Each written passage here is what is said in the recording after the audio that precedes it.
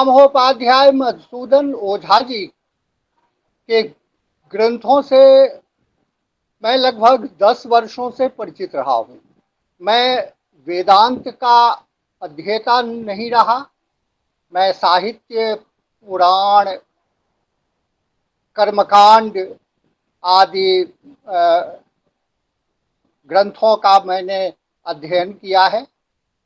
सबसे पहले मैं महामहोपाध्याय मधुसूदन ओझा जी के प्रति उन दिनों आकृष्ट हुआ था जब अगस्त संहिता का संपादन मैं महावीर मंदिर पटना के लिए कर रहा था और उसमें यज्ञ कुंड निर्माण की विधि में एक स्थल पर इतना अपठनीय था कि मैं वहां पर कोई पाठ सुनिश्चित कर ही नहीं पा रहा था।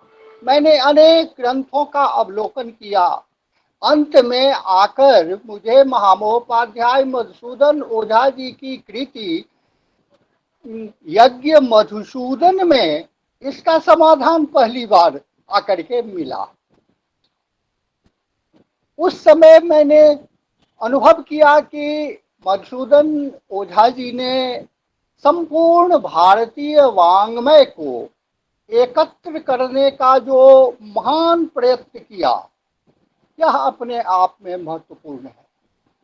उससे भी अधिक महत्वपूर्ण यह बात है कि उन्होंने 19वीं शताब्दी के अंत में और 20वीं शताब्दी के आरंभ के कालखंडों में इस प्रकार के ग्रंथों की रचना की। मैं इतिहास का अध्येता रहा हूँ, इसलिए उनकी समस्त परंपरा को मैं इतिहास की दृष्टि से देखता हूँ तो मुझे लगता है कि यह एक विशिष्ट कार्य हुआ है।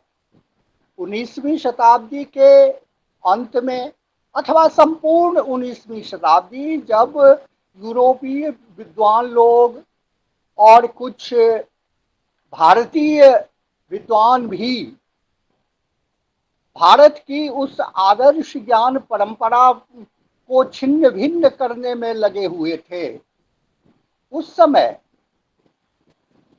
महामहोपाध्याय मधुसूदन ओझा जी ने संपूर्ण भारतीय परंपरा के ज्ञान को एकत्र करके एक दूसरे के साथ संबंध बैठाते हुए उन्होंने जो शताधिक ग्रंथों की रचना की, वह अपने आप में महत्वपूर्ण है। पटना में कई ऐसे विद्वान मुझे मिले हैं जिन्होंने स्पष्ट आरोप लगाया है कि ओझा जी के ग्रंथ का अर्थ नहीं लगता है, अबूझ है, हम बात को समझ ही नहीं पा रहे हैं। वो तो उन्होंने जो बातें लिखी खुद ही समझते थे। इस तरह की चर्चा आती रहती है, लेकिन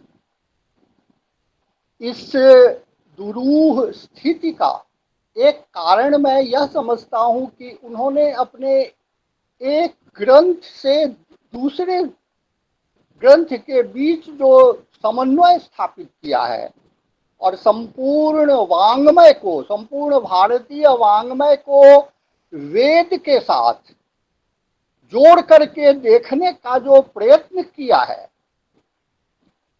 इसके कारण आज उनके ग्रंथों की व्याख्या की आवश्यकता हो गई है। उनके सभी ग्रंथ आज भी प्रासंगिक हैं। आज जिस तरह से हमारी भारतीय ज्ञान संपदा पर षड्यंत्र के तहत आक्रमण हो रहे हैं,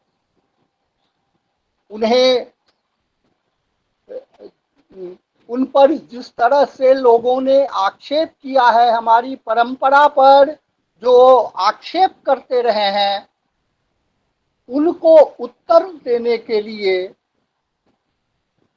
यदि हम चाहें तो महामहोपाध्याय मधुसूदन ओझा की कृतियों का हम अवलोकन कर सकते हैं और वहाँ हमें सब उत्तर मिल जाएंगे। उन्होंने पुराण विमर्श पर ग्रंथ की रचना की, जिसमें उन्होंने पुराणों को वेद मूलक रूप में जोड़ा। दूसरी ओर उन्होंने जल विमर्श पर कादम्बिनी की रचना की। हाल में ही मैं महावीर मंदिर की पत्रिका धर्मायण का संपादन कर रहा था। जल विशेषांक के रूप में मैंने सबसे पहले कादम्बिनी का अवलोकन किया कि जल विमर्श पर कौन कौन विषय हो सकते हैं। इसके लिए मैंने उन्हीं के ग्रंथ कादम्बिनी का सबसे पहले उपयोग किया। इस तरह हम संपूर्ण भारतीय वाङ्मय की परंपरा को यदि एकत्र खोजें तो हमें महामहोपाध्याय मधुसूदन ओझा की कृतियों में सब मिल जाएंगे और उनके ग्रंथों को शंकर शिक्षायतन के द्वारा जो व्याख्यायित करके प्रसारित किए जा रहे हैं, यह अपने आप में उत्कृष्ट कार्य है। इसके लिए मैं श्री शंकर शिक्षायतन के सभी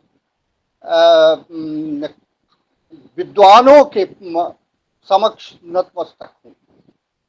आज इस संगोष्ठी का मुख्य विवेच्य ग्रंथ सदसदवाद है, जिसमें पूर्व विद्वानों ने इतने सुंदर व्याख्यान दिए हैं, इतनी स्पष्टता के साथ उन्होंने सब कुछ कह डाला है, उसके बाद कुछ कहने के लिए अवशेष नहीं बच जाता है।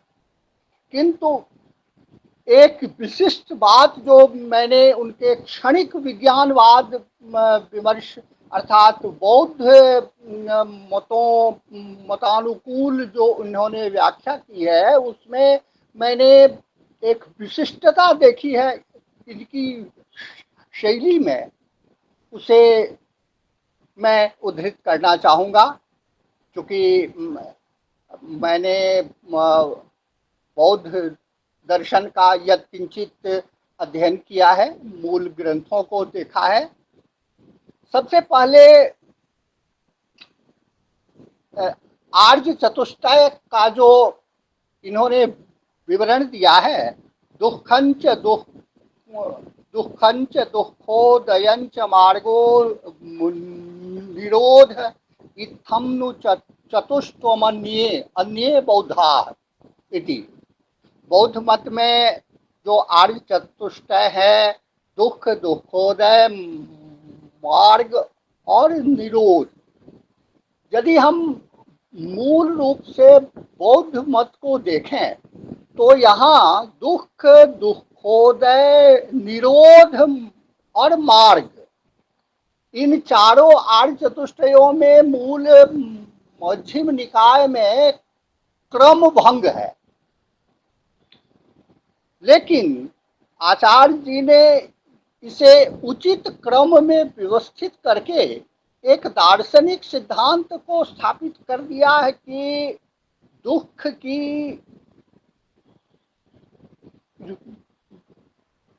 रहने के बाद ही दुखोदय होगा, क्योंकि राग के कारण दुख में रूप, संज्ञा, संस्कार, विज्ञान और वेदना, इस पंचस्कंध की उत्पत्ति होगी, जिससे दुखोदय होगा।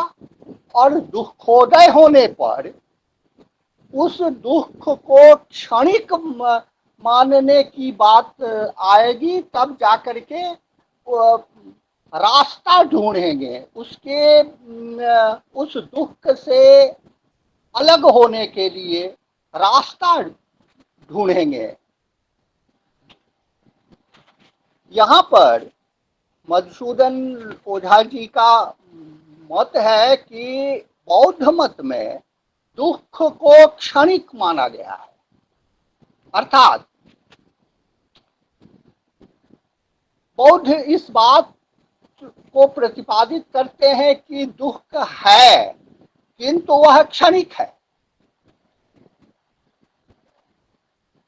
इस मत को मानने के बाद ही हमें दुख के निरोध के लिए उपाय सूझेगा। यदि हम पहले ही यह मान लें कि दुख क्षणिक नहीं है, दुख स्थायी है, यह खत्म हो ही नहीं सकता है, तो हमें उसके लिए उपाय करने की कोई प्रवृत्ति नहीं जगेगी।